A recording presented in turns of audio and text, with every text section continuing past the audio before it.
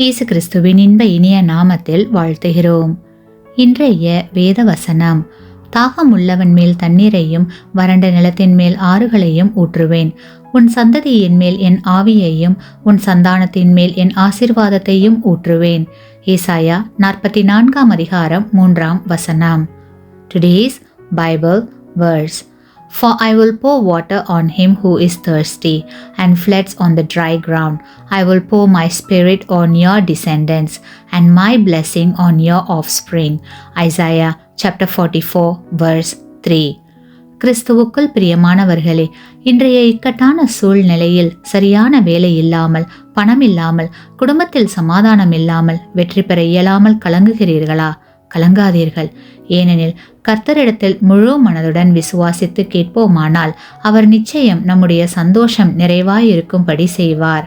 ஆகவே அவரிடம் விசுவாசமாய் கேளுங்கள்.